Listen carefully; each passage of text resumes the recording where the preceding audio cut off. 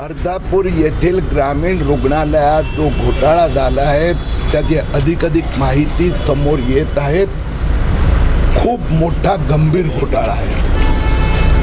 आता SP नी स्वतः हा घोटाळा त्याची चौकशी इन्व्हेस्टिगेशन मॉनिटर करायचं ठरवलं आहे।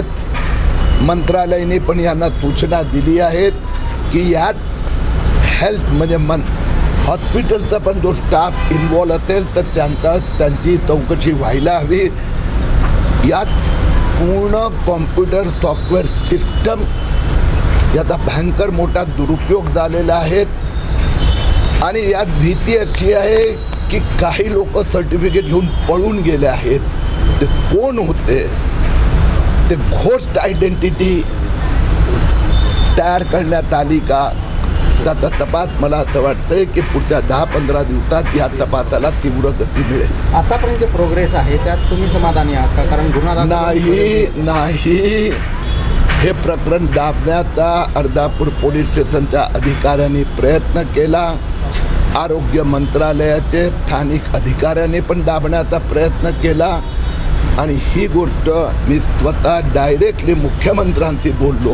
हे खूप गंभीर बाब आहेत आणि म्हणूनच आज मला इथे यावं लागले आहेत। आता SP स्वतः यात आणि DG ऑफिस हे मॉनिटर करणार। बडा नेता असल्याचा आपण पहिल्याच भेटीमध्ये खुलासा केला होता या सगळ्या प्रकरणामागे। माझ्यासाठी हा राजकीय नेत्यापेक्षा पण देशाची जी सिस्टम करप्ट करण्यात आली आहे की देशाचा जो नॅशनल पोर्टल आहे जन्म मृत्यू त्यात आतमध्ये घुसायचं, त्यातनं डॉक्युमेंट काढायचे, त्याचा फोटोशॉप करायचा आणि ते सर्टिफिकेटच्या आधारावर पासपोर्ट मिळवून पळून जायचं।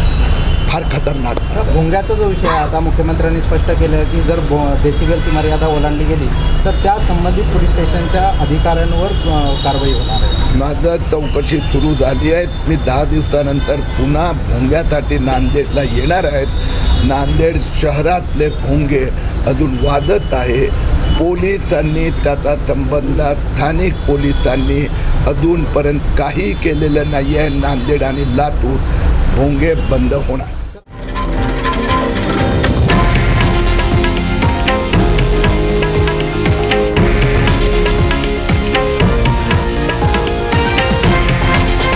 हे आहे देशातील नंबर 1 न्यूज नेटवर्क आणि आपण पाहत आहात TV9 मराठी, एकमेव।